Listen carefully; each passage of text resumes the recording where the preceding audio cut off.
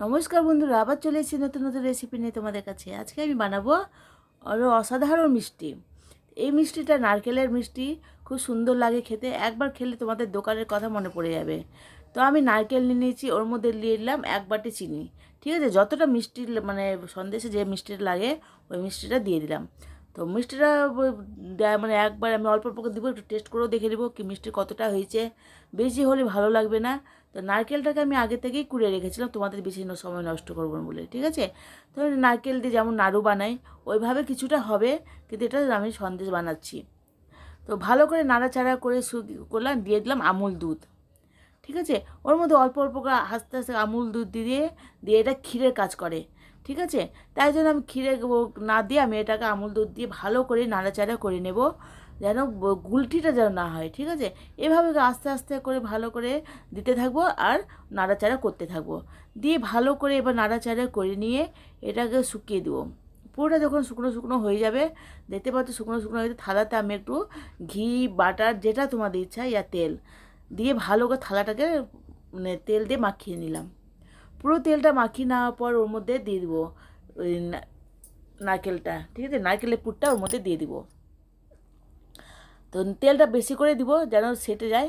ঠিক আছে, মানে নারকেল পুরটা না ছাটে, তাই জন্য ওইভাবে তেলটা বেশি করে দিয়ে সমান করে সুন্দর করে এটাকে সাজিয়ে দিব। খুব ঝটপট করে এই সন্দেশটা তৈরি হয়ে যায়, খেতেও ভালো লাগে। তোমাদের বাড়ি যদি গেস্ট আসে তাদেরকেও তোমরা দিতে পারবে, আর যদি মনে হয় পুজোতে লাগাবে পুজোতেও এটা দেওয়া যাবে। ঠিক আছে, তো এ খুব সুন্দর করে ঝটপট হয়ে গেল। তোমাদের আশা করি এই রেসিপিটা অবশ্যই ভালো লাগবে। হ্যাঁ, খেতেও ভালো লাগে আর দেখতেও খুব সুন্দর লাগে, আর মানে বানানো এত সোজা কি বলবো। দেখলে কত ঝটপট করে আমার এই নারকেলের সন্দেশটা হয়ে গেল। তো ভালো করে এটাকে আস্তে করে আমি ওটাকে খুব সুন্দর করে গোটা থালাতে আমি সাজিয়ে নিলাম। নিয়ে নেওয়ার পর ওর মধ্যে তোমাকে যত যদি ড্রাই ফ্রুট থাকে ড্রাই ফ্রুট দিয়ে তোমরা সাজাতে পারবে, গার্নিশ করতে পারবে, না হলে চেরি ফল দিয়ে। তো আমি এটাকে চেরি ফল দিয়ে সাজিয়েছি। ঠিক আছে, তো আস্তে করে যখন ঠান্ডা হয়ে যাবে পুরো প্লেন করে দিয়েছি। তো প্লেন করে দেওয়ার পর একটু যখন ঠান্ডা যায় ফ্যানের তলে রেখে দিয়েছিলাম গোটা রাত ধরে। রেখে দেওয়ার পর ওটা আমি আস্তে আস্তে করে সমান হয়ে যাবে, তো নিয়ে নিয়েই শক্ত হয়ে যাবে। ঠিক আছে, রেখে দেওয়ার পর আস্তে আস্তে করে আমি এটা চারিদিকে করে মানে লাগিয়ে দিলাম। তো তোমরা দেখতে পাচ্ছ কি সুন্দর জমে গেছে। জমে দেওয়ার পর উপর থেকে আমি একটু চেরি ফল দিয়ে এটাকে সাজিয়ে দিচ্ছি। দেখতেও ভালো লাগবে, আর মানে কী বলবো, খেতে তো ভালো লাগেই। চেরি ফল সবারই পছন্দ, আমার তো খুবই ফেভারিট চেরি ফল। তো চেরি ফল দিয়ে উপর থেকে গার্নিশ করে দিলাম। গার্নিশ করে তোমরা যদি মনে করো যে আরও কোনো ড্রাই ফ্রুট দিবে, তোমার ড্রাই ফ্রুট দিতে পারবে। তো আমি এলাচটা দিতে ভুলে গেছি, তোমার একটু এলাচটা দিয়ে দিবে। ঠিক আছে, যখন এই রেসিপিটা বানাবে একটু এলাচ দিয়ে দিবে। ঠিক আছে, আমি এলাচটা দিতে ভুলে গেছি।